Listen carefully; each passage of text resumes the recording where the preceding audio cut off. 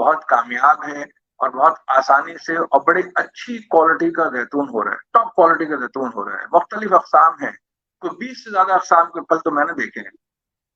تو چیز ایڈ کر دیتا ہوں، آپ نے چلنگ آورز کی معیشت کی بیک بون ہے. 24% جی ڈی پی میں کنٹریبیوشن ہے. تقریباً 46% جو ہے وہ آپ کا ڈائریکٹ جو لیبر ہے، آپ کا جو روزگار ہے وہ وابستہ ہے. آپ کی جو ایکسپورٹ ہے اس کے اندر میجر کنٹریبیوشن ہے ایگریکلچر کا. تو ایگریکلچر بیک بون ہے اور ایگریکلچر میں میڈیا کا انٹرسٹ بہت. السلام علیکم دوستو، جیسا کہ ہم پہلے بھی مختلف سیشنز کر چکے ہیں جس میں ہمارا مقصد یہ ہوتا ہے کہ پاکستان میں مختلف فصلوں جن کی پوٹینشیل ہے امپورٹ کی، ایکسپورٹ کی، یا اوورآل جو پاکستان کی اکانومی کو بہتر کر سکتے ہیں، ان کے حوالے سے آپ کو مفید انفارمیشن دی جائے. تو آج میرے معزز مہمان جو ہیں ان کا تعلق بھی زراعت میں ان کا بہت کام ہے اور یہ بہت اچھا کام کر رہے ہیں اس میں. تو انہوں نے ریسنٹلی ایک بک بھی لکھی ہے جو کہ زیتون کی کاشت اور اس کے چیلنجز کے حوالے سے پاکستان میں. اور تو میں مشکور ہوں سر فیاض عالم صاحب کا اور ان سے ریکویسٹ کرتا ہوں کہ وہ اپنا فارملی تعارف کرائیں. جی سر. جی بہت شکریہ آپ کا کہ آپ نے مجھے موقع دیا ہے اپنے کچھ خیالات اور کچھ معلومات شیئر کرنے کا لوگوں کے ساتھ. پہلی بات تو دیکھیں، میں اس غلط فہمی کو دور کر دوں کہ میرا تعلق براہ راست کوئی زراعت سے نہیں ہے بھائی. میں بیسیکلی ایک میڈیکل ڈاکٹر ہوں. میں نے سندھ میڈیکل کالج سے 91 میں MBBS کیا تھا اور مجھے بس سوشل ورک کا شوق تھا. تو میں سوشل ورک میں آ گیا اور میں مختلف NGOs کے ساتھ کام کرتا رہا. اور سوشل ورک بیسیکلی میں سوشل ورکر ہوں. اور زراعت کا شوق مجھے 2015 سے ہوا، 2015 میں ہوا، وہ بھی اتفاقی طور پر. تو اس کی میں انشاءاللہ بتاؤں گا ڈیٹیل آپ کو. اچھا سر، چلیں اچھا ہوا، مجھے بھی میری انفارمیشن میں بھی ایڈیشن ہو گیا کہ آپ MBBS ڈاکٹر ہیں. میں یہی سمجھتا رہا ہوں کہ شاید آپ ایگریکلچر کے ڈاکٹر ہیں. اچھا سر، بیک گراؤنڈ آپ نے تھوڑا سا بتا دیا، ڈیٹیل میں بتا دیں کہ ایگریکلچر جو ہے اس سے کیسے آپ انوالو ہوئے اور پرٹیکولرلی آلو پہ آپ نے ماشاءاللہ بک بھی لکھی ہے اور اس فیلڈ میں آپ کیسے آئے. وہ NGO تو چلے آپ نے حوالہ دیا، تو اس کا تھوڑا سا بیک گراؤنڈ بتا دیں، ہسٹری بتا دیں تاکہ وہ لوگ جو ہم آپ کے بارے میں زیادہ نہیں جانتے ان کو بھی آپ کے بارے میں آگاہی مل جائے. دیکھیے ایسا ہے کہ مجھے جو کراچی سٹی کے ناظم تھے، سابق ناظم نعمت اللہ صاحب، ان کے ساتھ مجھے 98 سے لے کر 2005 تک کام کرنے کا موقع ملا. جب تک وہ سٹی کے ناظم بھی رہے، اس سے پہلے وہ الخدمت کے ذمہ دار بھی تھے اور بہت بڑے سوشل ورکر تھے. مجھے وہ لے کر 98 میں تھر پارکر گئے تھے. تو میں اس کے بعد تھر پارکر جاتا رہا. وہاں ہم نے مختلف طرح کے سماجی کام کیے، منصوبے بنائے، اسکول بنائے، ہینڈ پمپ بنائے، کنویں بنائے، میڈیکل کیمپس کیے، بہت سارے کام کیے. اس کے بعد پھر درمیان میں ظاہر ہے کہ جی ہماری مصروفیات اور ہو گئیں تو تھر پارکر جانا آنا ذرا کم ہو گیا. 2014 میں تھر پارکر میں ڈراؤٹ آیا، کئی سال تک، 2-3 سال تک بارشیں نہیں ہوئی. تو وہاں سچویشن کافی گڑبڑ ہو گئی اور قحط سالی کی کیفیت پیدا ہو گئی، کیونکہ وہاں جو معیشت ہے اس کا دار و مدار ہوتا ہے بارش کے پانی کی زراعت سے. ہم لوگ وہاں گئے، ہمارے کچھ دوستوں نے جو ہمارے ساتھ ہاسپٹل میں کام کرتے تھے، انہوں نے ایک چھوٹی سی NGO بنائی تھی دعا فاؤنڈیشن کے نام سے. میں اس وقت اس دعا فاؤنڈیشن کی ٹیم کا حصہ نہیں تھا. 2014 میں گئے تھے دیکھنے کے لیے کہ وہاں کیا سچویشن ہے. وہاں خیر ہم نے ہاسپٹل میں کچھ ایکٹیویٹی کی، کچھ کنویں وغیرہ کھدوائے. لیکن مجھے یہ احساس ہوا کہ یار ہم 1998 سے یہاں آ رہے ہیں اور آج 2014 آ گیا ہے اور یہاں کی جو معاشی صورتحال ہے وہ تو پہلے سے بالکل ویسے کی ویسی ہے. تو آخر کیا وجہ ہے کہ اتنی ساری NGOs یہاں آنا شروع ہو گئی ہیں، گورنمنٹ بھی کچھ نہ کچھ کام کر رہی ہے، سڑکیں بن گئی ہیں، بجلی کی صورتحال بہتر ہو گئی ہے، لیکن معاشی صورتحال ویسی کی ویسی ہے جیسے 98 میں تھی. تو ہم نے اپنے طور پہ معلومات کی تو پتہ چلا کہ کچھ لوگ جو ہے وہاں زراعت کا کام بھی کرتے ہیں اور بہت تھوڑے سے لوگ جو ہے زمین کے پانی سے بھی زراعت کرتے ہیں. تو ہم نے سوچا کہ ہم کیوں نہ اس پہ کام کریں. اچھا انٹرنیٹ کی وجہ سے ایک سہولت تو مل گئی ہے نا کہ آپ YouTube کی ویڈیوز دیکھ لیں، آپ گوگل سے معلومات نکال لیں، تو آپ کو بہت ساری معلومات ایسے مل جاتی ہیں جن کو آپ فالو کر سکتے ہیں. تو ہم نے سوچا کہ کیوں نہ ہم بھی تھر پارکر میں زمین کے پانی سے ایگریکلچر کے کچھ پروجیکٹس کریں. تو ہم نے ایک صاحب سے بات کی، ان کی کوئی آبائی زمین تھی، وہاں ہم نے ایک ٹیوب ویل لگا کے ان کو دیا، کچھ سرسوں کی فصل. اس کے بعد تو خیر ظاہر ہے ہم نے پڑھ کے اور لوگوں سے معلومات لے کے مختلف ایکسپرٹ سے الحمدللہ ہم آہستہ آہستہ کام کرتے گئے مختلف لوگوں کو ہم نے پروجیکٹ بنا کے دیے. اس وقت تک ہم وہاں پر کوئی 61 پروجیکٹ بنا چکے ہیں. ان کو ہم دعا ایگرو فارم کہتے ہیں. ان پہ کسی آدمی کے پاس فرض کریں کہ جی زمین ہے 10 ایکڑ 8 ایکڑ زمین ہے, اس کی آبائی زمین وہاں پر ہوتی ہے لوگوں کے پاس, اور وہ زمین بہت قیمتی اس لیے نہیں ہوتی کہ وہاں صرف بارش سے فصلیں ہوتی ہیں, وہ بھی ہر سال نہیں ہوتی. جب ہم نے زمین کے پانی سے لوگوں کو ٹیوب ویل لگا کے دیے, سولر سسٹم لگا کے دیے, تو اس کے نتیجے میں جس آدمی کے پاس 8 ایکڑ 10 ایکڑ زمین تھی, اس کی معیشت میں بہت بڑا انقلاب آ گیا. اور وہاں مختلف فصلیں جو ہیں, جو تصور تھا کہ بارش کے پانی سے کوئی فصل نہیں ہوگی, وہاں تقریباً ساری فصلیں وہاں ہونا شروع ہو گئی الحمدللہ, اور بہت زبردست ایلڈ آئی. وہاں پہ ہم نے سرسوں ٹرائی کیا, گندم ٹرائی کیا, اور آپ سمجھ لیں کہ گنے کے علاوہ اور کیلے کے علاوہ تقریباً تمام فصلیں ہم نے لگوائی لوگوں سے, انہیں گائیڈ کیا. اور اس عرصے میں ہم نے مختلف ماہرین زراعت سے مستقل رابطے میں رہے, اور الحمدللہ اس کا نتیجہ یہ نکلا کہ وہاں پر جو ہے اب ایگریکلچر کا کام ہمارے پروجیکٹس کو دیکھ کر بہت بڑے پیمانے پہ شروع ہو چکا ہے. اور اب وہاں پر بہت سارے علاقوں میں پورے سال زراعت کا کام ہوتا ہے. تو یہ ایک انقلاب ہے, ایک گرین ریولوشن آیا ہے تھر پارکر میں الحمدللہ, اور اس کا اعتراف اب ہر لیول پہ کیا جا رہا ہے. اس کو پھیلانے میں, اس کے شعور کو پیدا کرنے میں میڈیا کا بہت بڑا ہاتھ ہے. اور ہمارے جو بڑے چینلز ہیں, اخبارات ہیں, ہمارے صحافی دوست ہیں, انہوں نے بہت تعاون کیا, اور مستقل وہ ہماری خبریں, ہماری رپورٹ چلاتے رہے, جس کے نتیجے میں تھر پارکر میں بہت بڑے پیمانے پہ لوگوں میں شعور آیا, آگہی آئی. اور اس کے نتیجے میں اب وہاں پر ایگریکلچر جو ہے وہ پورے سال کی شروع ہو گئی ہے, اور یہ کام انشاءاللہ آگے بڑھے گا. اچھا, یہ جو زیتون کا معاملہ ہے, یہ اس طرح ہوا کہ, اور یہ بہت انٹرسٹنگ بات ہے, 2018 میں جو ہے ہم جب یہ ایگریکلچر کے پروجیکٹس کر رہے تھے, تو ہمیں خیال آیا کہ بھئی پڑوس میں جو راجستھان ہے, جو تھر پارکر ہے, وہاں پہ کیا کام ہو رہا ہے. تو ہم نے وہاں کی ویڈیو دیکھی یوٹیوب پہ, اور اس میں تو اندازہ ہوا کہ وہاں پر جو ہے نا بہت بڑے پیمانے پہ زیتون لگایا جا رہا ہے, کھجور لگایا جا رہا ہے, انار لگایا جا رہا ہے. تو سچی بات یہ ہے کہ مجھے بالکل معلومات نہیں تھی کہ ہماری ٹیم میں کوئی ایگریکلچر کا آدمی ہے بھی نہیں ہے سچ. یعنی مجھے اعتراف کرنے میں کوئی اس میں نقصان نہیں ہے, جھجک نہیں ہے, کہ ہماری پوری ٹیم میں عام طور پر میڈیکل کے لوگ ہیں نا, ڈاکٹرز ہیں, نرسز ہیں, دیگر لوگ ہیں. تو ہم نے کیا کیا کہ وہ یوٹیوب کی ویڈیوز دیکھی, اور ہم نے کہا کہ یار اگر انڈیا میں جو ہے نا ان کے پرائم منسٹر اسرائیل سے پودے لے کر آئے تھے, تو ہم نے کہا اگر وہاں ہو سکتا ہے, ہم پڑوس میں بیٹھے, ہمارے یہاں کیوں نہیں ہو سکتا. تو ہم نے اسلام آباد کی نرسری سے کچھ معلومات کی, اور وہاں سے کوئی 200 پودے منگوائے, اور وہ لگا دیے ایک جگہ پر. اسی طریقے سے ہم نے خیرپور سے کھجور کے درخت منگوائے. جب ہم نے کھجور کے پودے وہاں لگائے, لوگوں نے کہا یار تم لوگ تو بالکل پاگل ہو چکے ہو, لگتا ہے تھر پارکر جائزہ کہ تمہارا دماغ خراب ہو گیا ہے, کہاں سے کھجور لگے گا یہاں پر, اور ہزاروں سال پرانا صحرا ہے یہ, اور یہاں انگریز نہیں لگا سکے, اور یہاں آج تک کسی نے ایک درخت نہیں لگایا کھجور کا, اور آپ لوگ جو ہے نا وہ شہر سے, کراچی سے جا کے کیسے کر لیں گے کام یہ. ہم نے کہا کہ بھائی دیکھیں ہماری تو فیلڈ ہے نہیں ہے, ہم تو کر رہے ہیں تجربات, اور تجربات بھی ہم سیکھ کر مختلف ایگریکلچر کے ماہرین سے رابطے کر کے اور یوٹیوب کی ویڈیو دیکھ کے کر رہے ہیں. زیادہ سے زیادہ کیا ہوگا, ناکام ہو جائے گا, یہی ہوگا نا. بھائی اگر آپ تجربات کریں گے ہی نہیں تو آپ ناکام ہوں گے, ناکامیاب ہوں گے. لیکن تجربات کرنے میں تو یہ ہے نا کہ یا تو آپ کامیاب ہوں گے یا ناکام ہوں گے. اچھا, اللہ کا کرنا یہ ہوا بھائی کہ وہاں جناب کھجور میں 2 سال کے بعد پھل آ گیا. جب پھل آیا تو وہ تو پھر ظاہر ہے کہ جی لوگ حیران ہو گئے کہ یار تھر پارکر میں کھجور کے درختوں پہ پھل آ گیا. نہ صرف کھجور کے درختوں پہ بلکہ انار کے درختوں پہ پھل آیا. پھر ہم نے جو بیر کے 500 پودے لگائے تھے, ان پہ تو بہت ہی شاندار چھوٹے سیب کے برابر کے پھل آئے.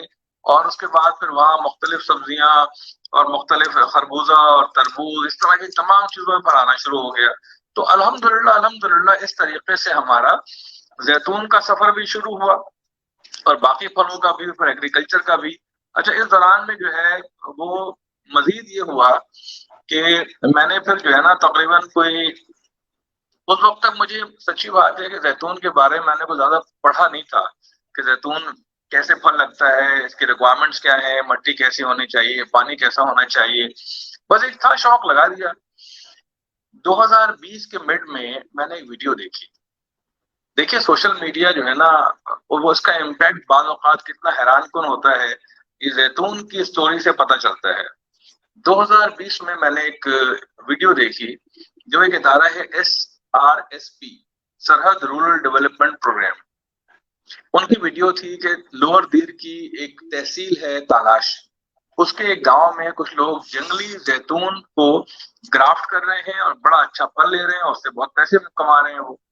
تو میں نے جب وہ ویڈیو دیکھی میں نے کہا یار یہ کیا چکر ہے، جنگلی زیتون کیا ہوتا ہے بھائی. اچھا اس کے بعد کیا ہوا کہ مجھے کچھ ہی دنوں کے بعد جانا پڑا اسلام آباد. اسلام آباد میں ہمارے ایک بہت ہی قریبی دوست ہیں، بالکل بھائیوں جیسے ہیں، ان کا نام ہے نوفل شاہ رخ. وہ ایک تھنک ٹینک میں ہوتے ہیں وہاں پر، آئی پی ایس نام کا ایک تھنک ٹینک ہے، پروفیسر خورشید احمد صاحب نے قائم کیا تھا. وہ وہاں ہوتے ہیں. وہ میں ان کے پاس گیا ہوا تھا تو میں نے ان کو دکھائی ویڈیو. میں نے کہا یار نوفل صاحب یہ دیکھیے ذرا ویڈیو، یہ کیا بتا رہی ہے بھائی. تو ان کو بھی حیرت ہوئی، خوشی ہوئی کہ یار یہ جنگلی زیتون کیا چیز ہے اور یہ گرافٹنگ ہوتی ہے اس کے اوپر. وہاں پر ایک صاحب بیٹھے تھے، ان کا نام تھا سردار علی یوسف زئی. مجھے انہوں نے کہا کہ ڈاکٹر صاحب یہ ویڈیو جو ہے نا میرے علاقے کی، اور میں اس علاقے کا رہنے والا ہوں، اور یہ جو آدمی نظر آ رہا ہے اس ویڈیو میں میں ان کو جانتا ہوں. تو میں بڑا ایکسائٹیڈ ہو چکا تھا، نوفل صاحب بڑے ایکسائٹیڈ تھے کہ یار یہ دیکھو اتفاق کی بات ہے، جب اللہ نے کوئی کام کروانا ہوتا ہے نا بھائی تو ساری کڑیاں ملنا شروع ہو جاتی ہیں. ٹھیک ہے، تو میں نے ان سے کہا کہ بھائی ان سے بات کرائیے آپ. انہوں نے خیر میری بات کروا دی. ان کا نام تھا محمد اسرار. تو میں نے ان سے کہا کہ یار آپ یہ کام کرتے ہیں؟ کہنے لگا ہاں جی. اچھا وہاں ایک اور صاحب بیٹھے تھے اتفاق سے، وہ بھی ہمارے دوست ہیں، ان کا نام ہے ناصر عباسی. ان کا تعلق ہے راولہ کوٹ سے، کشمیر سے.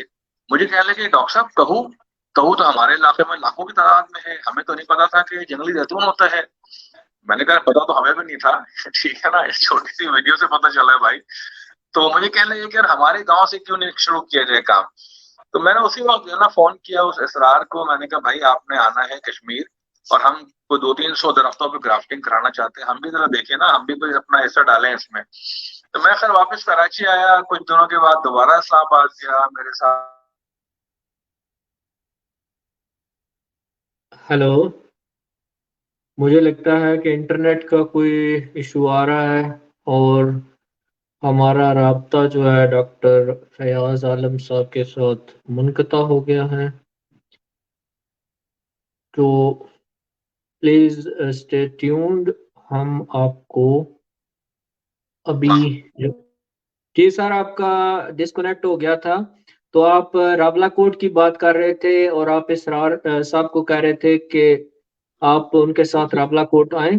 تو سر آپ بولتے رہے، میں تھوڑی دیر جو ہے نا جی یہ جی اس جی. ٹیم سے نکل جاؤں گا. جی سر کنٹینیو رکھیں. اچھا ہوا پھر بھائی یہ کہ ہم لوگ پھر راولہ کوٹ گئے اور ہم نے ان کی زمین پر 300 درختوں پہ جو ہے نا گرافٹنگ کروا دی. میرے ساتھ جو ہمارے دوست سے سہیل جمالی، وہ پاکستان ٹیلی ویژن میں ہوتے ہیں اور ہمارے دعا فاؤنڈیشن کے ساتھ بھی کام کر رہے ہوتے ہیں آنریری کیپیسٹی میں. تو انہوں نے اس کی موبائل سے ویڈیوز بنائی اور واپس آ کے کراچی میں پی ٹی وی پہ چلوا دیا خبر نامے میں ایک رپورٹ کہ بھائی پاکستان میں 8 کروڑ جنگلی زیتون کے درخت ہیں اور ان درختوں پہ گرافٹنگ ہو سکتی ہے، ان پہ اچھا پھل آ سکتا ہے، دیر میں آ رہا ہے، کشمیر میں گرافٹنگ ہوئی ہے. جب یہ رپورٹ چلی تو ظاہر ہے کہ یہ رپورٹ جو ہے نا، پاکستان ٹیلی ویژن آج بھی سب سے بڑا نیوز چینل ہے اور پاکستان کے بہت سارے علاقوں میں جہاں کیبل نہیں آتا وہاں پی ٹی وی دیکھا جاتا ہے اور سرکاری لوگ بھی، افسران بھی، گورنمنٹ کے لوگ بھی دیکھتے ہیں. یہ ہوا پھر یہ کہ اس رپورٹ چلنے کے بعد مجھے پھر فون آیا ہارون رشید صاحب کا، جو ہمارے ملک کے بہت سینئر صحافی ہیں، کالم نگار ہیں. ظاہر ہے ان کو پورا پاکستان جانتا ہے. انہوں نے مجھ سے کہا کہ بھائی میں نے تمہاری ویڈیو دیکھی ہے خبر نامے میں اور میں چاہتا ہوں کہ تم سے بات کریں، تو تم ایسا کرو کہ ہمارے پروگرام میں آ جاؤ. تو 92 چینل میں وہ پروگرام کرتے تھے اس وقت، اور تو میں ان کے پروگرام میں گیا. الحمدللہ وہ جو پروگرام آن ایئر ہوا اور نشر ہوا تو وہ پوری دنیا میں لوگوں نے دیکھا، اس لیے کہ ان کی فالوئنگ تو بہت زیادہ ہے. اس کی وجہ سے پھر مجھے بہت سارے لوگوں کے فون آئے کہ یار یہ زیتون، جنگلی زیتون کا کیا چکر ہے اور یہ گرافٹنگ کیا ہوتی ہے اور کیا واقعی دیکھ کر آپ آئے ہیں. میں نے کہا بھائی یہ ہوتی ہے اور ہم نے کی ہے. بہرحال جب پھر میں واپس آیا اس کے بعد پھر ہم نے اسرار سے بات کی کہ بھائی ٹھیک ہے، ہم دیر کے علاقے میں جو ہے نا ہم آپ کو 3000 درختوں کی، مجھے امریکہ سے کچھ دوستوں نے کچھ پیسے بھیجوائے اور کہا کہ یار آپ یہ کام کریں اور مختلف علاقوں میں نا خود کروا کے دیکھیں. تو کچھ عرصے کے بعد تقریباً آپ 2020 کے اینڈ میں جو ہے اکتوبر وغیرہ میں ہم دیر گئے اور دیر میں ہم نے کو 3000 درختوں کی نا گرافٹنگ کروائی. اچھا وہاں میں نے ویڈیو بنائی ان درختوں میں جن درختوں میں پہلے سے گرافٹنگ ہوئی تھی اور پھل لگا ہوا تھا ہمارے سامنے. کوئی 20-25 اقسام کے زیتون کے، بڑے چھوٹے، کالے والے، ہرے والے، ہر طرح کے زیتون لگے ہوئے تھے. میں نے زندگی میں درختوں پہ پہلی مرتبہ زیتون کے پھل لگے ہوئے دیکھے تھے. ٹھیک ہے، درخت تو دیکھے ہوئے تھے لبنان میں اور دوسرے ملکوں میں، لیکن فرسٹ ٹائم میں نے زیتون کے درختوں میں پھل لگے ہوئے دیکھے تھے. میرے ساتھ کراچی سے ہمارے دوست ہیں ڈاکٹر ظفر اقبال صاحب، وہ بھی ساتھ میں تھے. ایک نور الواحد جدون ہے پشاور سے، وہ الخدمت فاؤنڈیشن کے میڈیا مینیجر ہیں، وہ بھی ساتھ میں تھے. تو ہم نے وہاں پہ ایک ویڈیو بنائی چھوٹی سی، اور میں نے لوگوں سے کہا کہ بھائی دیکھیے یہاں تبدیلی آ چکی ہے، یہاں پر تو جو ریئل چینج ہے وہ تو آ چکا کہ لوگوں نے اپنے جنگلی زیتون کے صدیوں سے پرانے درخت لگے ہوئے تھے، ان میں گرافٹنگ کی اپنے طور پر، ان میں پھل آ رہے ہیں، وہ اچھے پیسے کما رہے ہیں. تو ملک میں 8 کروڑ درخت ہیں، ایک ایک درخت پہ 100 کلو پھل تو ہم نے خود دیکھا ہے نا لگا ہوا. میں نے کہا اگر لوگ گرافٹنگ کر لیں تو 4 سال کے بعد ان میں تو معیشت بہت بہتر ہو جائے گی. اچھا وہ ویڈیو ہوئی وائرل، بہت زیادہ وائرل ہوئی، الحمدللہ اس کو پذیرائی ہو گئی، اللہ نے قبول کر لیا. ہوتا ہے نا بعض اوقات آپ کسی کام کو آپ کو لگتا ہے کہ اللہ نے قبولیت بخش دی ہے اس کو. تو ویڈیو وائرل ہوئی، مجھے جناب بے شمار لوگوں نے رابطے شروع کیے، اس کو لوگوں نے سوشل میڈیا میں پروموٹ کرنا شروع کیا.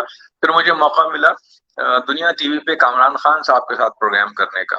تو کامران خان صاحب کا پروگرام بھی ظاہر ہے کہ بہت زیادہ دیکھے جاتے ہیں. اس کے اس سیگمنٹ نے تو ریکارڈ توڑ دیا، وہ لاکھوں لوگوں نے دیکھا اور لٹرلی اس کو لاکھوں لوگوں نے شیئر کیا سوشل میڈیا پہ. اس کے بعد تو لگا ایک طوفان آ گیا اور ہر جگہ زیتون کی بات ہونے لگی. اسی کے کچھ دنوں کے بعد پھر بی بی سی کے نمائندے نے رابطہ کیا، انہوں نے بڑی محنت سے بی بی سی پہ ایک بہت لمبی اسٹوری چلائی. میں آپ کو سب یہ عرض کروں کہ اس وقت تک پاکستان میں جو یہ پاکستان ایگریکلچر ریسرچ کاؤنسل ہے وہ اور زیتون سے وابستہ اکثر جو ماہرین تھے نا، وہ انفارچونیٹلی زیتون کی گرافٹنگ کو ناکام قرار دے چکے تھے.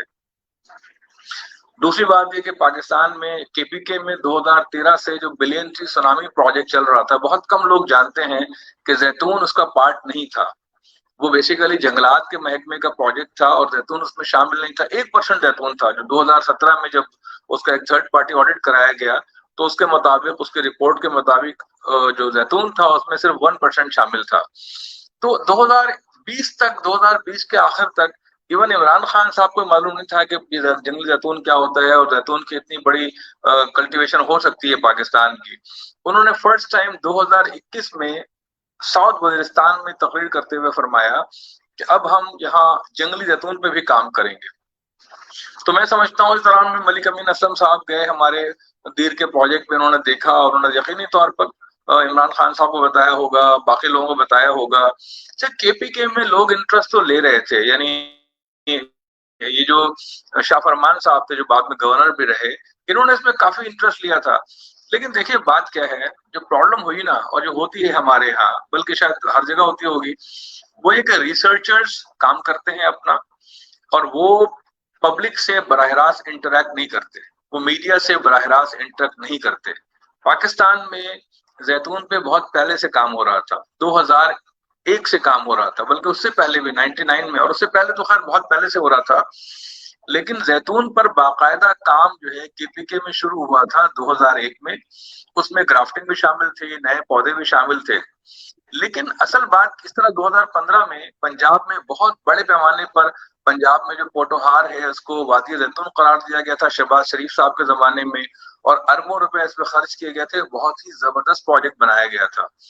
لیکن کے پی کے میں کام ہو رہا تھا، بلوچستان میں کام ہو رہا تھا، پنجاب میں کام ہو رہا تھا.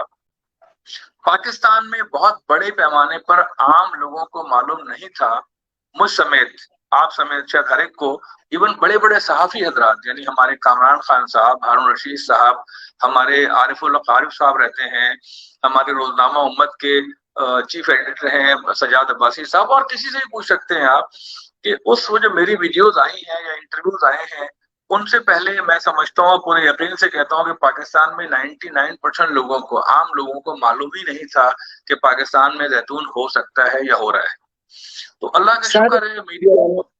سر میں آپ کو یہاں تھوڑا سا انٹرپٹ کرنا چاہ رہا ہوں کہ 2004 یا 6 کے دوران میں خود چکوال برانی ریسرچ انسٹیٹیوٹ میں نے انٹرنشپ کی تھی، کیونکہ میری بیچلر تھی ایگریکلچر کی. تو اس دور میں عابد صاحب تھے ڈائریکٹر چکوال اس میں ریسرچ انسٹیٹیوٹ کے. تو اس وقت ہم چکوال میں کام تو وہ تھوڑا بہت کر رہے تھے کلموں وغیرہ پہ، اور اٹلی سے انہوں نے کچھ ورائٹیز کی تھی، اور ہم نے وزٹ کیا تھا اٹک والی سائڈ پہ. تو جیسے آپ نے کہا تو ادھر وہ کوشش کر رہے تھے تھوڑی تھوڑی ان کی گرافٹنگ پہ. تو اس وقت اتنا آپ نے جیسے فرمایا بازار کے اتنا عام نہیں تھا، لیکن وہ جسٹ ہو رہا ہے نہیں ہو رہا، کوئی ڈاؤٹ فل سچویشن تھی. پلیز آپ کنٹینیو کریں. Thank you. اصل میں دیکھیے بھائی، پہلی بات تو یہ ہے کہ مجھے یعنی یہ اعتراف کرنے میں نہ کوئی جھجک ہے نہ کوئی پریشانی ہے کہ دیکھیے میں نے تو زیتون پہ کوئی کام نہیں کیا ہے. کام کیا ہے ہمارے ایگریکلچر کے ماہرین نے، جن کو میں ماہرین کے ساتھ ساتھ قوم کے محسنین بھی قرار دیتا ہوں. انفارچونیٹ یہ ہے کہ ہمارے ہاں کیونکہ میڈیا کو کوئی خاص دلچسپی نہیں ہے زراعت وغیرہ سے، ٹھیک ہے، سیاست سے دلچسپی ہے. ہر رات کو جو ٹاک شو ہوتے ہیں ان میں پالیٹکس پہ بات ہوتی ہے، یہ جا رہا ہے وہ آ رہا ہے، یہ ہو گیا وہ ہو گیا. زراعت تو موضوع نہیں ہے نا ہمارے یہاں، نہ عام آدمی کا، نہ شہریوں کا. خاص طور پہ شہریوں کو تو کوئی انٹرسٹ نہیں ہے، نہ بالکل سر. صحافیوں کا، نہ اینکر پرسنس کا، نہ پولیٹیشنس کا. آپ دیکھیں اس کا ثبوت یہ ہے کہ ابھی 600-500 لوگوں کو ایوارڈ ملے ہیں، کئی سارے صحافیوں کو ملے ہیں، کئی سارے اداکاروں کو، گلوکاروں کو، ہر طرح کے لوگوں کو ملے ہیں نا. ایک اس میں سے ایک زراعت کے ماہر کو ملا ہے، وہی عابد محمود صاحب کو. جی جی. تو ہماری پرائرٹی نہیں ہے. تو میں تو بھائی ہم نے زراعت پہ، خاص طور پہ زیتون پہ کوئی کام نہیں کیا.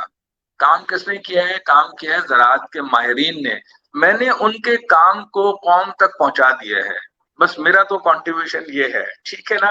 اور سر معذرت کے ساتھ آپ کی بات کر رہا ہوں، آپ کا کام اس کام سے بھی زیادہ اہم ہے، کیونکہ نہیں بھائی، نہیں بالکل بھی نہیں. دیکھیے بھائی جو زراعت کے ماہرین ہیں، جو ہمارے ایگریکلچر سائنٹسٹ ہیں، بہت بڑے لوگ ہیں. ہم تو ان کے بہت چھوٹے ہیں، ان کے سامنے ہماری کوئی حیثیت نہیں ہے. کام وہ کر رہے ہیں، ہم ان کو سلام پیش کرتے ہیں. ان کی ریسرچ پر ہم ان کو اپریشیٹ کرتے ہیں. ان کا کام تھا، بس وہ کام قوم کے سامنے نہیں تھا. اب اس میں کہاں غلطی ہے یہ گورنمنٹ کو سوچنا چاہیے کہ جو کام اتنا بڑے پیمانے پہ ہو رہا تھا. دیکھو یار، ہر آدمی کو سمجھنا چاہیے کہ زراعت جو ہے نا، زراعت وہ عام آدمی کا کام ہے. یہ کوئی ایسا کام نہیں ہے جو سرکاری ادارے کرتے ہوں. پاکستان میں 1 ایکڑ زمین پر بھی گورنمنٹ گندم نہیں لگاتی ہے. جس دن ہماری قوم کے نوجوان یہ بات سمجھ لیں گے نا کہ زراعت وہ کام ہے جو 100% پرائیویٹ سیکٹر کا کام ہے. گورنمنٹ کا کام صرف ریسرچ کرنا ہے، وسائل فراہم کرنا ہے، نئے بیج بنانا ہے، کھاد کی موجودگی کو، اویلیبلٹی کو ایشور کرنا ہے، کچھ پرائز دینے ہیں کسانوں کو، کچھ سہولیات دینی ہے. اس سے آگے گورنمنٹ کا کام کوئی نہیں ہے. کسان کو معلومات فراہم کرنا، کسان کو گائیڈ کرنا، رہنمائی دینا، یہ کام ہے ایگریکلچر سائنٹسٹ کا اور گورنمنٹ کے ریسرچ کے اداروں کا اور میڈیا کا.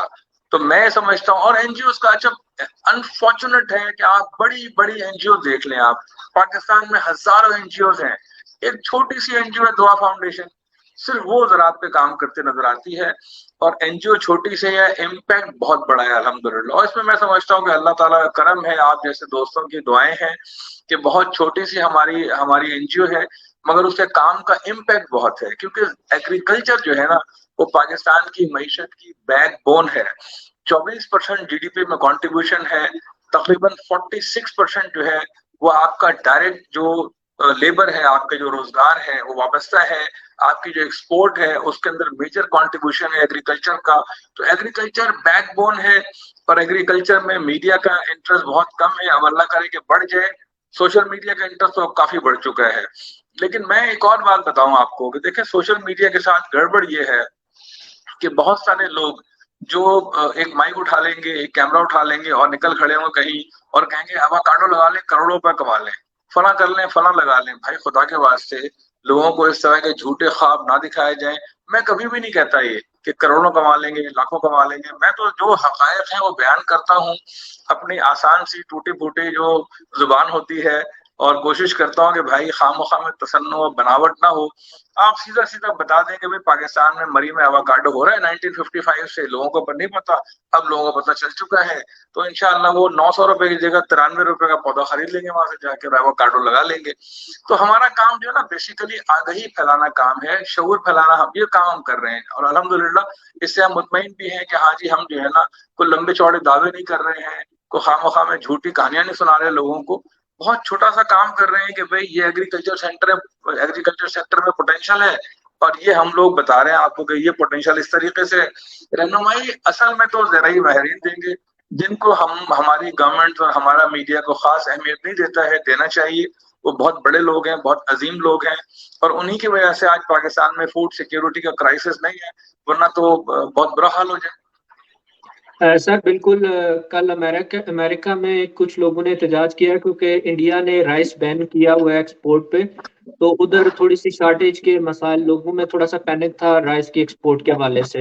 تو بالکل سر آپ صحیح کہہ رہے ہیں کہ ہمارے یوٹیوبر حضرات کچھ جو ہے ایسا اس کو پیش کرتے ہیں، پریزنٹ کرتے ہیں، لیکن یہ تو ایک فل ٹائم بزنس ہے نا سر. میں کل بھی ایک سیشن ہو رہا تھا، ایک ہمارے پاکستان میں ہارٹیکلچر کے ڈپارٹمنٹ کے تھے صاحب، تو ان سے یہی بات کر رہا تھا کہ لوگوں سے کہ یہ نہ سمجھیں کہ آپ اس طرح کریں گے تو آپ راتوں رات امیر بن جائیں گے. یہ ایک پروسیس ہے، اس میں آپ کو گزرنا پڑے گا، اس میں آپ کا نقصان بھی ہوگا، لیکن یہ ہے کہ آپ میں اس میں فائدہ ہے.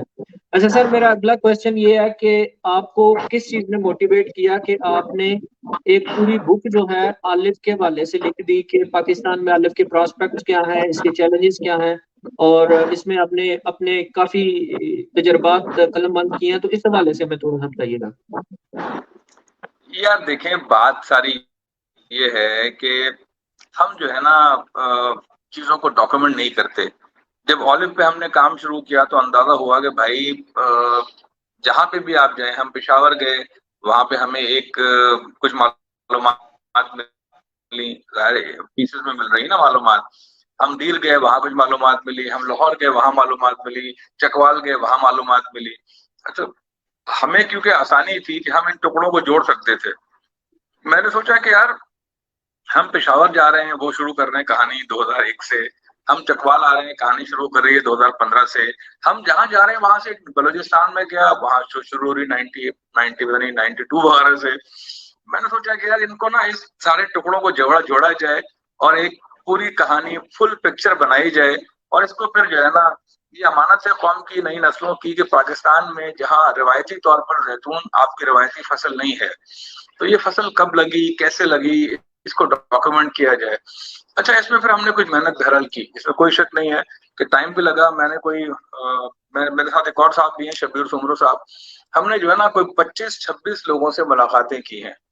یعنی ہم لاہور گئے ہیں، اسلام آباد گئے ہیں، پشاور گئے ہیں، دیر گئے ہیں، بجوڑ گئے ہیں، مظفر آباد، راولا کوٹ اور گورکھ ہل، بلوچستان، خوزدار، کئی جگہوں پہ جو ہے نا ہم نے کوئی 25-30 لوگوں سے ملاقاتیں کی ہیں. کئی دفعہ چکوال گئے ہیں، کئی دفعہ پشاور گئے ہیں. اس کے علاوہ میں نے فارسٹ انسٹیٹیوٹ سے پرانے جرنلز کے فوٹو کاپی منگوائی ہیں، مضامین پڑھے ہیں. پھر مجھے اندازہ ہو گیا کہ اچھا بھائی پاکستان میں زیتون کی سٹوری ہے کیا، اس خطے میں یہ کام کب شروع ہوا تھا، کیسے کیسے آگے بڑھا، کہاں کہاں کامیابیاں ملی، کہاں کہاں ناکامیاں ملی. اور بعض سٹوریز بہت ہی انٹرسٹنگ ہیں. جب وہ کتاب چھپ کے آئے گی، میں آپ کو صرف ایک چھوٹا سا اس کا ٹکڑا بتاؤں، وہ بڑا انٹرسٹنگ ہے. میں دیکھ رہا تھا کہ پاکستان میں نا ایک مضمون مجھے ملا 1963 میں چھپا ہوا، 63 میں فارسٹ انسٹیٹیوٹ کے جرنل میں چھپا تھا. وہ اس میں لکھا تھا کہ گورنر پنجاب نے فرینک مچل کو کہا کہ آپ زیتون پہ کام کریں. اچھا جی، کہیں کون فرینک مچل ہے، کیا چکر ہے یار، پڑھتے ہیں اس کو ذرا. اچھا، میں نے خیر ایک جملہ کتاب میں لکھ دی تو جملوں میں جی فرینک مچل صاحب نے 1907 میں 1910 میں جناب زیتون کے پودے لگائے فلاں جگہ پر. ایک دن کیا ہوا کہ میں ویب سائٹ دیکھ رہا تھا تو مچلز اسٹوری کے نام سے ایک کتاب مجھے PDF میں ملی، مچلز دی اسٹوری آف مچلز. جب میں نے اس کو پڑھا ہوگا نا، وہ نہیں ضخیم کتاب، شاید 150-200 پیج کی ہوگی. اس میں جناب پتا چلا کہ بھئی وہ فرینک مچل صاحب تو وہی تھے جو مچلز کمپنی کے بانی تھے. میں نے کہا یہ کون تھے بھائی؟ اب اس کے بعد کیا ہوا کہ آپ کو پتا ہے کہ ہم پھر ڈھونڈتے ہم نے کہا نہیں، تحقیق تو کرنی ہے. پھر میں نے مختلف طریقوں سے معلومات کرنا شروع کی گوگل میں کہ یار یہ کون بندہ تھا. یہ مجھے بہت ہی حیرانی ہوئی. انگلینڈ کے اور اسکاٹ لینڈ کے ایک صاحب تھے جو جن کے بھائی وغیرہ جو ہے نا یہاں بزنس کرتے تھے کشمیر میں. یہ 1900 کی بات ہے. یہ ان کا قالین کا کاروبار تھا، ان کے 2 بھائیوں کا کشمیر میں. اس زمانے میں تو کشمیر مہاراجہ کی اسٹیٹ تھی. یہ صاحب جو ہے وہ کافی فائنینشلی بہت بہتر آدمی تھے اور ان کے مختلف بزنس وغیرہ تھے اچھی، یعنی فائنینشلی بہت ساؤنڈ فیملی کے آدمی تھے. ان کو 47 ایئرس کی ایج میں ان کے سالے نے کہا کہ بھئی آپ ساؤتھ افریقہ میں کوئی بزنس کریں اور مائننگ میں بہت پیسہ ہے، وہاں لگا لیتے ہیں. انہوں نے اپنے سارے جمع پونجی جو ہے نا وہ لگا دیے ساؤتھ افریقہ میں, وہ پیسے ڈوب گئے. ان کی عمر 47 ایئرس تھی. ان کو بتایا, ایک ٹیلی گرام آیا کہ بھائی تمہارے سارے پیسے ڈوب گئے. ٹھیک ہے جی. یہ تو بیچارے پریشان ہو گئے. انہوں نے اپنے بچوں کو وہاں چھوڑا اور اپنے بھائیوں کے پاس کشمیر آ گئے. تھے بڑے زبردست آدمی. کشمیر آتے وقت جو ہے نا, وہ ٹراؤٹ مچھلی کے انڈے لے آئے اپنے ساتھ اسکاٹ لینڈ سے. آپ سوچیں اس وقت ٹراؤٹ مچھلی انڈیا پاکستان میں ہم جو کھاتے ہیں نا گلگت میں اور کشمیر میں جا کے, بھائی وہ وہاں نہیں ہوا کرتی تھی. وہ مچھلی پاکستان کے دریاؤں میں نہیں ہوتی تھی. وہ جو بندہ تھا فرینک مچل, وہ اپنے ساتھ انڈے لے آیا. وہ انڈے راستے میں اس زمانے میں پانی کے جہاز چلتے تھے, پانی کے جہاز پہ آیا, پھر بامبے میں ظاہر ہے وہاں گیا, پھر پنڈی آیا, پنڈی سے کشمیر. وہ انڈے ختم ہو گئے, وہ نہیں ہو سکے. وہ دوبارہ واپس گیا, یہاں پہ اس نے کام شام سیٹ کر دیا. پھر وہ گیا دوبارہ انڈے لے کر آیا. اس مرتبہ وہ کامیاب ہو گیا. اس میں کشمیر میں اس نے ایک جگہ اس نے وہ دریا میں ڈالے اپنا انڈے وہ, اور وہاں سے ہیچری بن گئی اور وہاں سے مچھلیاں. تو ٹراؤٹ مچھلی کی فتح کا جو ابتدا ہے نا, اسٹارٹ ہے اس خطے میں, وہ 1900 میں فرینک جے مچل نے کیا. ان صاحب کو بعد میں 1920 میں بلکہ 1907 میں ان کو کہا گیا کہ بھئی آپ جو ہے نا کشمیر میں یہ لگائیں اپنا زیتون. تو اس آدمی نے فرانس سے زیتون کے پودے منگوائے. آپ سوچیں کہاں کشمیر, کہاں فرانس, کہاں اسپین, کہاں اٹلی. اس نے اٹالین اور اسپینش ورائٹیز کے پودے منگوائے اور لا کے مظفر آباد کے قریب لگا دیے. 2016 میں آئی تھنک میں نے پڑھا کہ اس میں فروٹنگ شروع ہو گئی. تو پاکستان میں نا آلو کی ہسٹری ہے بہت پرانی, وہ پتہ نہیں ہے کسی کو اتفاق سے. تو ہم کوشش کر رہے ہیں کہ لوگوں کے سامنے لے کر آئیں. اور پھر وہ مچلز کمپنی والوں کو بھی ہم نے ای میل کیا کہ بھائی اب تصویر دے دو ان کے اپنے باس کی. تمہارا جو جی جی مالک تھا اس کمپنی کا, تو اس آدمی نے, اس کو گورنر صاحب نے اس زمانے میں 720 ایکڑ زمین الاٹ ہوئی جہاں پر یہ مشن باغات جو ہے وہ 1920 میں اس نے بنائے. وہاں پانی نہیں تھا, سڑکیں نہیں تھی, اس نے بڑی محنت کی اس کی فیملی نے, اور وہاں میچل فارم بنائے گئے. اور وہاں آپ جانتے ہیں اس کے بعد کے سوئی جو ہر ایک کو پتہ ہے. اس کے بعد بھی مستقل یہ کام ہوتا رہا ہے. پاکستان بننے کے بعد جو ہے نا مستقل زیتون کی ٹرائی ہوتی رہی ہے, گرافٹنگ بھی ہوتی رہی ہے, زیتون کے پودے. میرے خیال سے دنیا کا کوئی ملک چھوڑا نہیں ہے ہمارے ماہرین نے. پاکستان بننے کے بعد بھی میں نے جو لسٹ پڑھی ہے نا, فلسطین, شام, لبنان, ایران اور اٹلی اور اسپین اور تیونس, اور ہر جگہ سے پودے انہوں نے لا کے لگائے ہیں یہاں پر. بھائی کہیں کامیابی ہوئی, کہیں ناکامی ہوئی, کہیں کبھی پولینائزر نہیں تھا, کبھی کچھ نہیں تھا. تو ایک لمبی سٹوری ہے, اور میں سمجھتا ہوں کہ ہمارے جو نوجوان نسل ہے اس کے سامنے اس کتاب کے بعد یہ پوری تاریخ انشاءاللہ آ جائے گی, اور ہماری نوجوان نسل کو اندازہ ہوگا کہ زراعت میں سال ہر سال تک کام کرنا پڑتا ہے, سال ہر سال تک, کئی دہائیاں گزر جاتی ہیں, اور اس کے بعد جا کے نتائج آتے ہیں. اور ہم سمجھتے ہیں کہ بس جی کسی نے چراغ رگڑا اور زیتون ہونا شروع ہو گیا, یا فیاض صاحب کی ویڈیو آ گئی. ایسا نہیں ہے. یہ بہت پرانی کہانی ہے, اور بہت محنت ہے ہمارے ایگریکلچر کے ماہرین کی, اور ہم مشہور ہو گئے خام خواہ میں اسٹیپ اپ کرو میں. کام انہوں نے کیا ہے. ٹھیک ہے نا. جی بہت شکریہ سر, آپ نے بڑی تفصیل سے بتایا. اچھا سر, اس میں بتائیں کہ جو ہمارے آلو کے فارمرز ہیں یا گروورز ہیں, ان میں پوٹینشیل اس کے بینیفٹس کیا ہو سکتے ہیں؟ اگر فرض کریں ہمارا کوئی سیشن سن رہا ہے ایسا کسان یا ہمارا پاکستان کا باشندہ کہ جس کے علاقے میں وائلڈ جنگلی زیتون بہت زیادہ ہے, یا کچھ ایسا صاحب ثروت بندہ کہ جو اس کلٹیویشن کو کرنا چاہتا ہے, تو اس میں آپ اس کو کیسے بتائیں گے کہ اس کے فائدے اس کو کیا ہو سکتے ہیں, اور اس کو کون سے چیلنجز ہو سکتے ہیں جو کہ اس کا مد نظر رکھنا چاہیے کہ اگر میں یہ سٹارٹ کروں گا تو مجھے کیا مشکلات آ سکتی ہیں؟ جی سر. دیکھیے بات یہ ہے کہ اس وقت تو بلوچستان میں اور کے پی کے میں اور پنجاب میں ماشاءاللہ ریسرچ کے جو ادارے ہیں نا وہ بہت زیادہ معلومات فراہم کر رہے ہیں. اصل میں دیکھیں یار, ایک بہت بڑی بدقسمتی یہ ہے کہ ہمارے جو سرکاری ادارے ہیں نا ان میں اور عام آدمی میں بڑا گیپ ہے. خواہ میں لوگ بہت نیگیٹو پروپیگنڈا کرتے ہیں کہ سرکاری لوگ تو کام ہی نہیں کرتے, یہ بے ایمان ہوتے ہیں, کرپٹ ہوتے ہیں, فلاں فلاں فلاں. بس ہماری ایک عادت بن گئی ہے. آپ یقین کیجئے, میں پورے یقین سے کہہ رہا ہوں, اور میں خدا کے واسطے لوگوں کو سمجھنا چاہیے بھائی کہ یہ جو ایگریکلچر سائنٹسٹ ہیں نا یہ بہت زبردست لوگ ہیں. آپ ان کے پاس جائیں گے, یہ آپ کو بٹھا کے اپنے بچوں کی طرح, اپنے بھائیوں کی طرح معلومات فراہم کریں گے, آپ سے تعاون کریں گے. دیکھیے گورنمنٹ جو ہے نا بہت سنجیدہ ہے, اور صرف ایک گورنمنٹ نہیں, تقریباً تمام گورنمنٹ جو ہے نا اس وقت، یعنی اس وقت تو خیر ممکن نہیں رہا کہ کوئی گورنمنٹ زیتون کے پروجیکٹ سے پیچھے ہٹ سکے، اتنا پریشر ہے۔ ایک زمانے میں ہمارے ماہرین بھی بتاتے ہیں لوگ یہ کہ ہم لوگوں کو کہتے تھے کہ زیتون کے پودے لے لو ہم سے، ہم فری میں دے رہے ہیں، اور لوگ کہتے تھے کہ یار یہ پتہ نہیں ہوگا نہیں ہوگا، کیوں لگائیں، فائدہ کیا ہے، یوں کیا ہے۔ آج وہ کہتے ہیں کہ لوگ ہمارے پاس لائن لگا کے آتے ہیں درخواست سے، اور ہمارے پاس اتنے پودے نہیں ہوتے جتنی ڈیمانڈ ہے، یعنی ڈیمانڈ اینڈ سپلائی کا گیپ پیدا ہو گیا ہے۔ تو دیکھیے میں نے اپنی کتاب میں نا کچھ لوگوں کی سکسیس سٹوریز لکھی ہوئی ہیں۔ ایک صاحب ہے احمد خان گلزار، یہ موسیٰ خیل میں رہتے ہیں، بلوچستان اور پنجاب کے جو بارڈر ایریا ہے اس میں کافی دور دراز ایک اپنا ایک علاقہ ہے جو موسیٰ خیل کہلاتا ہے، وہاں کے رہنے والے ہیں۔ یہ صاحب جو ہے نا ان کے علاقے میں ڈراؤٹ آ گیا 2012 وغیرہ میں، ان کی بکریاں مر گئی، کافی سارا نقصان ہو گیا۔ ان کو ان کے جاننے والے تھے سیکریٹری ایگریکلچر، انہوں نے کچھ زیتون کے پودے دے دیے جو اٹلی سے آئے تھے۔ انہوں نے بورنگ کروائی، ٹیوب ویل لگایا، اور ٹیوب ویل پہ بھی گورنمنٹ نے سبسڈی دی، انہوں نے پودے لگا دیے۔ 4 سال تک ان کے گھر کے والے کہتے رہے کہ یار تم نے کیا زمین پہ لگا دیا ہے، اور اس چکر میں تم نے باؤنڈری وال بنائی ہے، اور جو ہے نا نہ کچھ ہو، نہ کوئی پھل آ رہا ہے، نہ کچھ آ رہا ہے۔ تو مجھے بتاتے ہیں وہ کہ یار ڈاکٹر صاحب بہت پریشانی تھی، لوگ بڑے تانے دیا کرتے تھے کہ بھائی تو گندم لگاتا، کچھ اور لگاتا، تم نے کیا لگا لیا یہ۔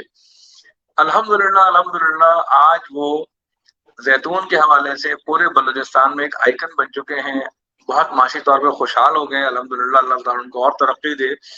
اور اس طرح کے بہت سارے لوگ ہیں، یعنی ایک صاحب ہے صلاح الدین نام ہے ان کا، مانکی شریف میں رہتے ہیں، اس میں انہوں نے نوشیرہ میں انہوں نے لگائے تھے کوئی 4-6 ہزار پودوں سے شروع کیا تھا، آج ان کے پاس 3 بڑے بڑے باغ ہیں، کسی میں 50,000 درخت پلان کر رہے ہیں، کہیں 20,000 لگے ہوئے ہیں۔ دیکھیے زیتون جو ہے نا سب سے بڑا ایڈوانٹیج یہ ہے کہ خراب زمینیں جو ہوتی ہیں نا، جو مارجنل لینڈز کہلاتی ہیں، جن پہ اچھی فصلیں نہیں ہو رہی ہوتی ہیں، ان پہ آپ لگا سکتے ہیں، پہاڑ کے دامن میں لگا سکتے ہیں، مارجنل لینڈ پہ لگا سکتے ہیں، جو خراب زمینیں وہاں لگا سکتے ہیں، پانی کی ریکوائرمنٹ کم ہے، مینٹیننس کم چاہیے اس کو دوسری فصلوں۔ اور دوسری بات ہے بھائی سب سے بڑا مسئلہ یہ کہ تو سینکڑوں سال پھل دیتا رہتا ہے، یہ ایسے تو کوئی فصل ہے ہی نہیں نا، ایسا تو کوئی باغ ہے نہیں کہ جی میں نے لبنان میں دیکھے ہیں وہ کہتے ہیں 2000 سال پرانا درخت ہے، جس کی پوری ہسٹری لکھی ہوئی ہے ہمارے پاس۔ تو ایک ایسی فصل جو خراب زمین میں ہو جائے، جس کو پانی بھی کم چاہیے ہو، اور جناب علی جو ہے نا جس کا آئل بھی فروخت ہوتا ہو، جس کا پھل بھی بکتا ہو، جس کے پتوں سے بھی آپ قہوہ بنا سکتے ہوں، جس کا جو آئل کا جو بھوگ ہے، جو کھل جسے کہتے ہیں، اس سے بھی فائدہ اٹھا سکتے ہیں، اس کو بطور ایندھن استعمال کر سکتے ہیں، تو اس میں تو فائدہ ہی فائدہ ہے۔ اور کوئی بھی کسان اگر اپنے پاس زمین ہو اور وہ 400-500 درخت لگا لینا، تو میں سمجھتا ہوں کہ اس کی کئی نسلیں بیٹھ کر آرام سے جو ہے نا اس سے فائدہ اٹھا سکتی ہیں۔ اس کا تیل جو ہے انسانی صحت کے لیے شاندار تیل ہے، دنیا بھر میں بات تسلیم شدہ ہے۔ پھر پاکستان کا بہت بڑا فائدہ ہے، پاکستان جو ہے نا دیکھیے پاکستان کی معیشت جو آج بہت مشکل میں ہے نا، اس میں ایک بہت بڑا رول ہے ایڈیبل آئل کا۔ ایڈیبل آئل کے امپورٹ کا بل بڑھتے بڑھتے $4.5 ارب ہو گیا ہے، اور اگلے سالوں میں لوگ کہتے ہیں کہ 5 ارب 6 ارب ڈالر ہو جائے گا۔ ڈالر ہے نہیں ہمارے پاس۔ تو بھائی اچھا افسوس کی بات یہ ہے کہ ایک طرف تو ہم دنیا کے ایک مقروض اور ایک غریب ملک ہیں، ہماری معیشت لڑکھڑا رہی ہے، اور آپ دیکھیں نا مہنگائی کہاں ہو گئی ہے، انفلیشن کی کیا سچویشن ہے، اور دوسری طرف ہم ایک عجیب و غریب ہمارا رویہ ہے کہ ہم دنیا میں per capita edible oil, sugar اور چائے کی پتی کھانے میں اس میں استعمال میں ہم نمبر 1 پہ کھڑے ہوئے ہیں۔ یعنی ہمارا جو پر کیپٹا کنزمپشن ہے ایڈیبل آئل کا وہ 24 لیٹر ہے، 24 لیٹر، انگلینڈ میں 6 لیٹر ہے۔ تو میں تو قوم سے ہاتھ باندھ کے درخواست کرتا ہوں کہ خدا کے واسطے اپنے گھروں میں کھانوں میں جو ہے نا یہ ایڈیبل آئل کا استعمال ذرا کم کریں، اپنے دل کی، اپنے جسم کے صحت کا خیال کریں یار، بہت ہارٹ اٹیکس ہو رہے ہیں اور بہت بیماریاں بڑھ رہی ہیں۔ اس کا ایک حل تو یہ ہے کہ آپ 10% کم ہی کر لیں، تو 10% امپورٹ کا بل کم ہو جائے گا آپ کا ایڈیبل آئل کا۔ پاکستان میں ویسے بھی فائنینشیل کرائسس ہے۔ دوسرا یہ کہ آلو لگائیں، اور آلو میں یہ فائدہ ہے کہ جی آپ نے اگر آلو لگایا ہے تو شروع کے 4 سال جب تک وہ پھل نہیں آ رہا، 4-5 سال تک نا آپ انٹر کراپنگ کریں، نیچے آپ فصلیں لگائیں، گندم لگائیں، سرسوں لگائیں، سبزیاں لگائیں، اس سے آپ پیسے کماتے رہیں، اور جب وہ پھل آنا شروع ہو جائے، اچھا پھل آنا شروع ہو جائے، پھر آپ انٹر کراپنگ نہ کریں۔ میرا خیال ہے کہ آلو پہ جو ہے نا کوئی ایسی بات نہیں ہے، کوئی رسک بہت کم ہے، بہت کسی بھی فصل کے ہم گندم لگاتے ہیں، سرسوں لگاتے ہیں، مختلف چیزیں ٹرائی کرتے رہتے ہیں، لیکن آلو میں نے دیکھا ہے کہ رسک بہت کم ہے۔ تو ضرور لگانا چاہیے ऑलिव लोगों को. जबरदस्त सर. इसमें सर को कोई बीमारियां जो आपके इल्म में तो नहीं है ना, कोई बीमारियां या कोई बहुत कीड़ियों कम, कीड़ों बहुत ही का कम, हमला? बहुत ही कम. नहीं, बहुत ही कम, बहुत ही कम. देखिए एफिड का एक हमला होता है इस पे, जो है ना एक वाइट सा रुई जैसा वो आ जाता है. लेकिन देखिए जहाँ बीमारियां होती हैं वहाँ उसका इलाज भी होता है. तो मैंने आपसे कहा ना कि हमारे जो एग्रीकल्चर डिपार्टमेंट है वो पाकिस्तान के बेहतरीन डिपार्टमेंट में से डिपार्टमेंट है. हमारे जो एग्रीकल्चर साइंटिस्ट हैं वो दुनिया भर के बेहतरीन एग्रीकल्चर साइंटिस्ट हैं, यानी एज ए ह्यूमन भी और टेक्निकली भी. तो उनसे हमें इंटरेक्ट करना चाहिए. आप उन पे व्हाट्सएप करें, जवाब देंगे. आप उनके पास जाएं, वो आपको सपोर्ट करेंगे. बीमारियां आती हैं कम, दीगर फसलों के मुकाबले में ऑलिव पर बहुत कम बीमारी आती है. ठीक है, तो मेरा ख्याल है कि जरूर लगाना चाहिए. और देखिए अब तो अल्हम्दुलिल्लाह अल्हम्दुलिल्लाह साउथ पंजाब, आप सोचे यार, मुल्तान, भावलपुर कितनी गरीब पड़ते हैं, चौलिस्तान, इन जगहों पर बहुत बेहतरीन किस्म का ऑलिव हो रहा है. मेंजलीना है, इतना बड़ा ऑलिव होता है, इतना बड़े साइज का, जबरदस्त ऑलिव है, टेबल वैरायटी है, शानदार ऑलिव है. वो हो रहा है मुल्तान में भाई, भावलपुर में, और आप जाके देख के आ जाए. तो अब साउथ पंजाब में भी हो रहे हैं. केपीके बलूचिस्तान जो है ना, अब ये आगे प्राइम मिनिस्टर साहब हमारे बलूचिस्तान से ताल्लुक है इनका, इनके इलाकों में बहुत ऑलिव होता है. तो मैं समझता हूँ कि ये कोई स्पेशल फंड वगैरह एलोकेट करेंगे ताकि ये जो फेडरल गवर्नमेंट का प्रोजेक्ट है ना, जो रिसर्च बेस्ड प्रोजेक्ट है जिसमें ये पौधे देते हैं सब्सिडी के साथ, ये कंटिन्यू होना चाहिए. और पाकिस्तान के हर गवर्नमेंट को ये जो प्रोजेक्ट शुरू हुआ है ना ऑलिव का, इतने बड़े पैमाने पर, इसे कंटिन्यू होना चाहिए. और इंशाल्लाह इंशाल्लाह इंशाल्लाह चंद सालों में देखें पाकिस्तान में जो ऑलिव का कल्टिवेबल लैंड है वो स्पेन से 2 गुना ज्यादा है, स्पेन से डबल है. स्पेन हर साल तकरीबन $3.5 अरब कमाता है ऑलिव की एक्सपोर्ट से. ठीक है, कोई वजह नहीं है कि पाकिस्तान ऑलिव की एक्सपोर्ट से अच्छे पैसे ना कमा सके. कोई वजह नहीं है कि पाकिस्तान में ना अगले चंद सालों में ना सिर्फ ऑलिव, एवोकाडो, हेजलनट, चेस्टनट, इस तरह के जो दरख्त हैं, इस तरह के जो अच्छे क्रॉप्स हैं जिनसे ज्यादा पैसे आते हैं, इनकी काश बहुत बड़े पैमाने पर बढ़ सकती है इंशाल्लाह. कोई वजह, मैं तो बिल्कुल साफ नजर आ रहा है कि अगले चंद सालों में हमारे माहिरीन ज़राअत की कोशिशों से इंशाल्लाह इंशाल्लाह, मैं खास तौर पर नाम लूंगा, हमारे केपीके से डॉक्टर ज़फर कुरैशी साहब हैं, अहमद सैयद साहब हैं, अजमत अवान साहब हैं, और फलक नाज शाह साहब हैं. पंजाब से तो एक लंबी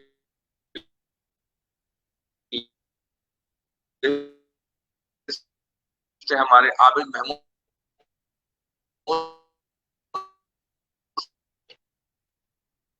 सर आपका इंटरनेट कोई इशू कर रहा है? हेलो जी नाजरीन, हाजरीन, जी सामीन, कुछ इंटरनेट का इशू आ रहा है.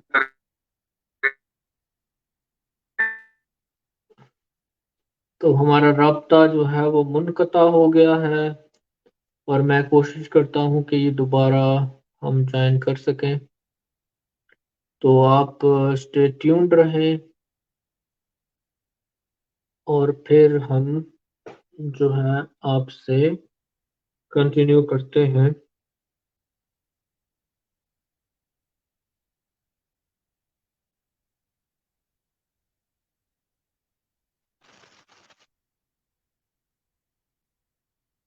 सर आपका नेट डिस्कनेक्ट हो गया है, आपकी वीडियो नहीं चल रही, आप उसको बंद करके दोबारा ऑन करें. जी सर, जी सर.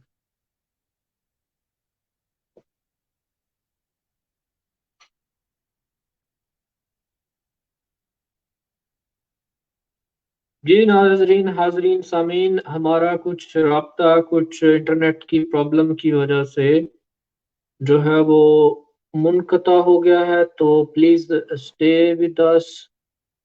तो हम जो है आपको अभी ज्वाइन करते हैं.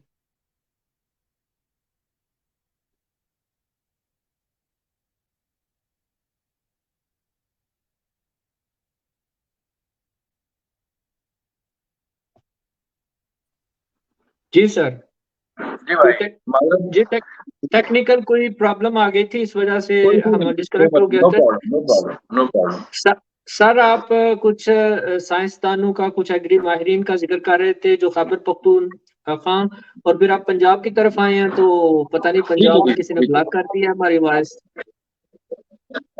देखिए पंजाब में तो माशाल्लाह हमारा जो बारानी एग्रीकल्चर रिसर्च इंस्टीट्यूट है बारी चकवाल, वहाँ माशाल्लाह आबिद महमूद साहब ने बहुत काम किया। उसके बाद अजीम तारिक साहब आए, डॉक्टर मोहम्मद तारिक साहब हैं, रमजान अंसर साहब हैं, डॉक्टर अजहर इकबाल हैं।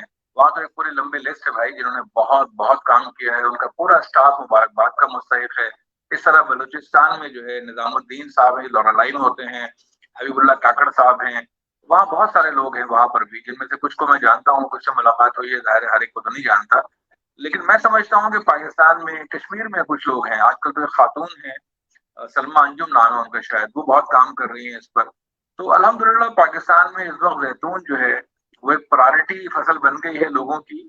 और यकीनी तौर पर जाहिर है कि इसमें थोड़ा बहुत किरदार हमारा भी है। अल्हम्दुलिल्लाह हम अल्लाह का शुक्र अदा करते हैं कि उसने तौफीक दी। हमारी फील्ड नहीं थी, हमारा शोबा नहीं था, लेकिन महज अल्लाह के तौफीक से हम इस काम के अंदर आए और बरकत हो गई इसमें, जाहिर है।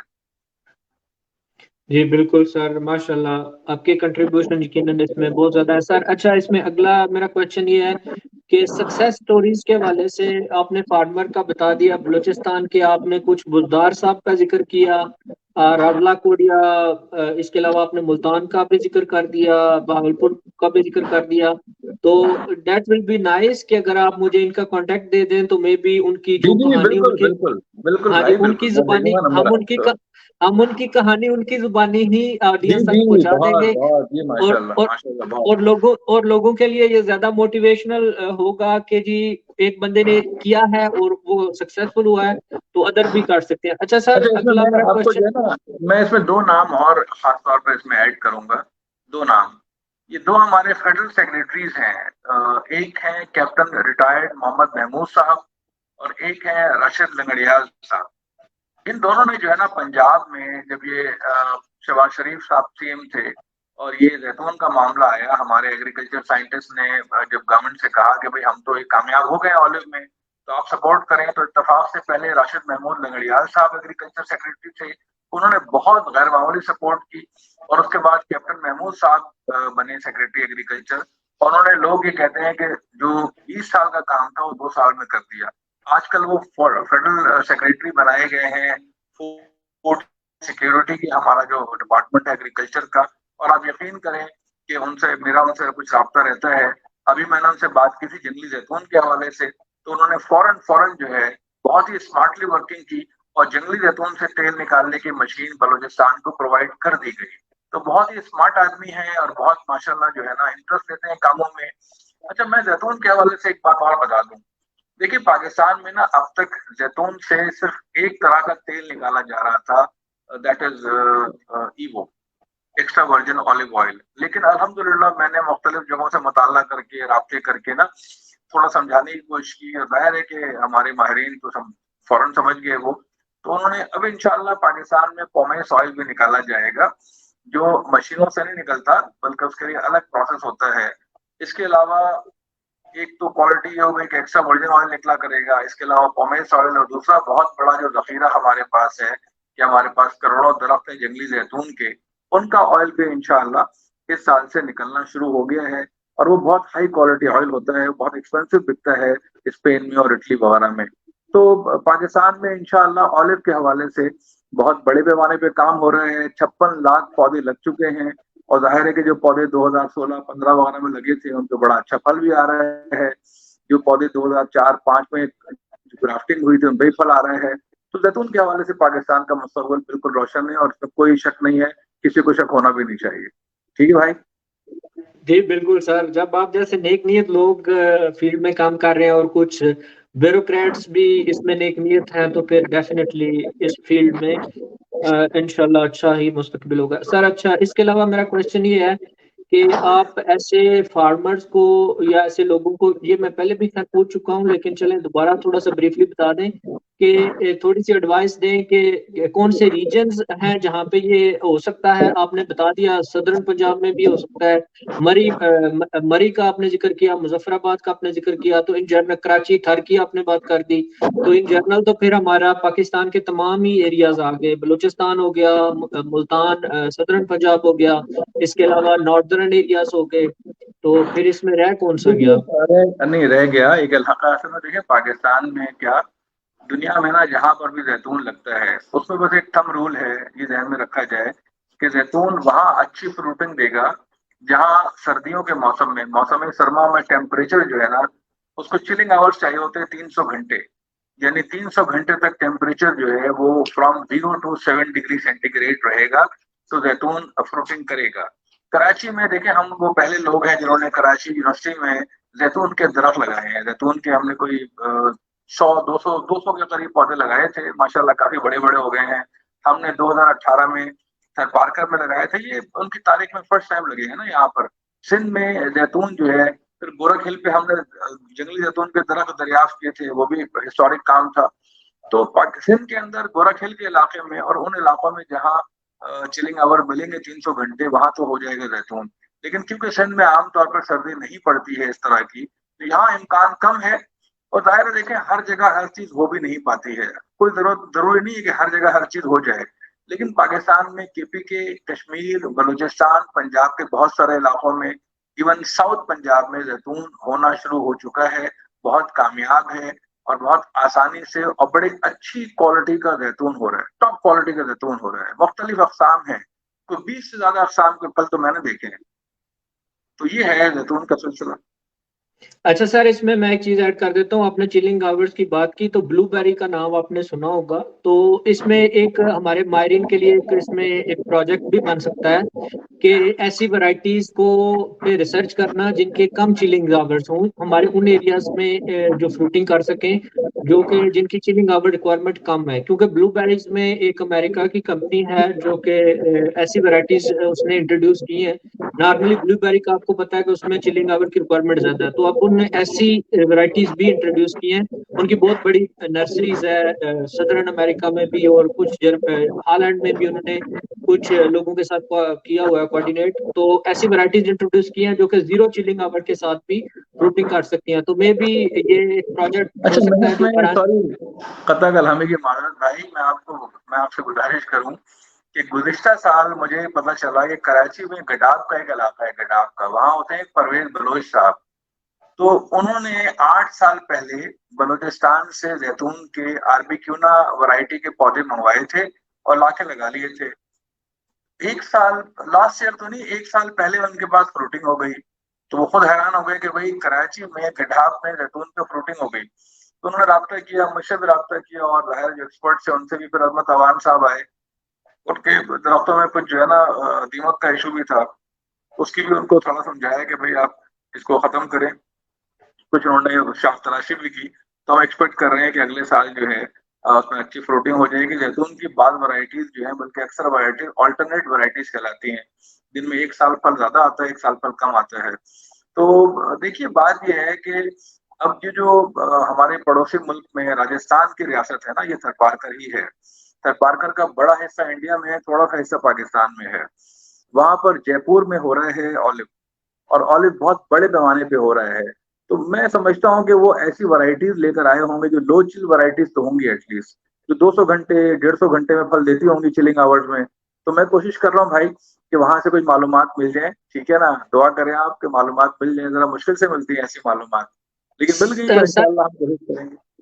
سر اس میں ہمارے ایک ڈاکٹر عطا الرحمان صاحب ہیں واگا یونیورسٹی آسٹریلیا میں، وہ بھی الف پہ کام کر رہے ہیں۔ میں 2006 میں نے ان سے رابطہ کیا تھا، تب میری ٹرسٹ تھی الف پہ ماسٹر یا پی ایچ ڈی کرنے کی، تو میں نے ان سے کانٹیکٹ کیا تھا، تو میں ان سے بات کروں گا، اور میں بھی ان کے علم میں ہو یا میں ضرور کسی اور سے ضرور آپ کو میں انفارم کر دوں گا اگر میرے علم میں آئی کوئی ایسی چلنگ ریکوائرمنٹ والی، لو دیکھیے چلنگ میں تو یہ ریکوائرمنٹ کہتا ہوں والی بھائی، ورائٹی۔ دیکھیے علم کے لیے نا اگر ہمیں اسرائیل سے بھی کوئی ورائٹیز مل جائیں کسی طریقے سے، یعنی اب تو دیکھیں نا یو ای وغیرہ پودے آ رہے ہوں گے نا وہاں سے، تو اگر کوئی ایسی بالکل سر، ورائٹیز مل جاتی ہے تیونس کی ورائٹیز ہوں جو لو چل ہوں، تو ڈیفینیٹلی ہم اس میں انٹرسٹڈ ہوں گے کہ ہم پاکستان میں سندھ کے اندر ٹرائی کریں گے۔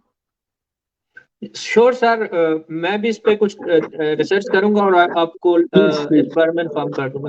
اچھا سر، اس میں کوشچن یہ ہے کہ آپ کو گریٹسٹ سیٹسفیکشن، آپ اس این جی او کے میں کام کر رہے ہیں اور ایگریکلچر میں لوگوں کو آپ ملتے ہیں اور آپ نیچر کے ساتھ کام کر رہے ہیں اور پاکستان کی بہتری کے لیے کام کر رہے ہیں، تو آپ کو satisfaction, how satisfactory it is to work कि आप एग्रीकल्चर में काम कर रहे हैं और इस फील्ड में काम कर रहे हैं, कितना सेटिस्फैक्ट्री ये वर्क है? तो उन लोगों के लिए कुछ बता सकते हैं कि जो एग्रीकल्चर को पसंद नहीं करते या एग्रीकल्चर से रेलेवेंट नहीं है या जिनके लिए एग्रीकल्चर कोई इतनी खास फील्ड नहीं है?